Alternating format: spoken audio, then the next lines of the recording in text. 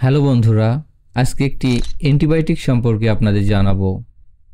এটা কারা কারা খেতে পারবে এবং কোন কোন রোগের জন্য খেতে পারবে, কিভাবে ও কখন খেতে হয়, সম্পূর্ণ ডোজ সম্পর্কে বলা হবে এবং যেসব কারণে ওষুধটি খাওয়া যাবে না বা সাবধানতা অতি জরুরি।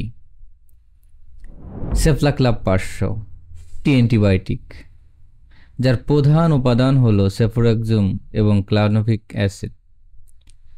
এটি সংক্রমণ প্রতিরোধে ব্যবহৃত হয়। আমরা সম্পূর্ণ গুরুত্বপূর্ণ তথ্য নিয়ে আলোচনা করব। সেফলাক্লাপ-500 কাজ কি? এটি একটি ব্লাড সেক্রেটম অ্যান্টিবায়োটিক বা ব্যাকটেরিয়াজনিত সংক্রমণ সরাতে ব্যবহৃত হয়। এটি শরীরের ব্যাকটেরিয়া ধ্বংস করে এবং সংক্রমণ নিয়ন্ত্রণে সাহায্য করে। কোন কোন রোগের জন্য এই অ্যান্টিবায়োটিক দেওয়া হয়? ডাক্তাররা এই ওষুধটি বিভিন্ন ধরনের সংক্রমণের জন্য দিয়ে থাকেন, যেমন শ্বাসনালী সংক্রমণ, মূত্রনালী সংক্রমণ, চর্মরোগ ও ঘা সংক্রমণ, হাড় ও জয়েন্টের সংক্রমণ, মুখ ও দাঁতের ইনফেকশন, বিভিন্ন প্রকার কাটা ছেঁড়া ও অপারেশনের ক্ষেত্রেও এই ওষুধ ব্যবহার করা হয়। অনেক সময় দেখা যায় যে সিজার করা মহিলাদেরই এই ওষুধ দেওয়া হয়। কিভাবে এবং কখন খেতে হয়? এটা সারাদিনে 2 বার বা প্রতি 12 ঘন্টা অন্তর অন্তর খেতে হয়। খাবারের পরে খাওয়াই ভালো, এতে পাকস্থলীতে কম সমস্যা হয়। ফুল কোর্স সম্পূর্ণ শেষ করতে হবে, এমনকি উপসর্গ চলে গেলেও।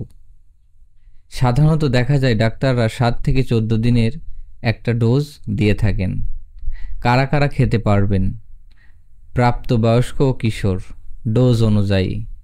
অনেক সময় দেখা যায় ডাক্তার বয়স ও স্বাস্থ্যের ভেদে ডোজ বিভিন্ন প্রকার করে থাকেন। সেজন্য অবশ্যই একটা ডাক্তারের পরামর্শে আপনার চিকিৎসা করবেন। যেসব কারণে এটি খাওয়া যাবে না বা সাবধানতা খুবই জরুরি। আপনার অন্য কোনো গ্রুপের অ্যান্টিবায়োটিক অ্যালার্জির ওষুধ যদি খেয়ে থাকেন তাহলে খাওয়া যাবে না। কিডনির সমস্যা থাকলে, লিভারে জটিল রোগ থাকলে, গর্ভাবস্থায় ডাক্তারের অনুমতি ছাড়া খাওয়া যাবে না। যদি কোনো মা তার সন্তানের দুধ দিয়ে থাকেন সে অবস্থায়ও ডাক্তারের পরামর্শে ওষুধটি সেবন করতে হবে। এই ওষুধ খেলে কি কি পার্শ্ব প্রতিক্রিয়া হতে পারে? সাধারণ বমি বমি ভাব, ডায়রিয়া, পেট ব্যথা, হালকা মাথা ঘোরা ও কিছু কিছু সময় নিজেকে দুর্বল লাগতে পারে। গুরুতর সমস্যা যদি হয়ে থাকে তাহলে অবশ্যই একটা ডাক্তারের সাথে যোগাযোগ করবেন। অনেক সময় দেখা যায় চুলকানি, ফুসকুড়ি, শ্বাসকষ্ট, অ্যালার্জি, জন্ডিসের মতো সমস্যা, লিভারের সমস্যা, দীর্ঘমেয়াদী ডায়রিয়া এবং ইনফেকশন হতে পারে। এই জন্য কোনো সময় নিজে নিজে কোনো ওষুধ খাওয়ার চেষ্টা করবেন না।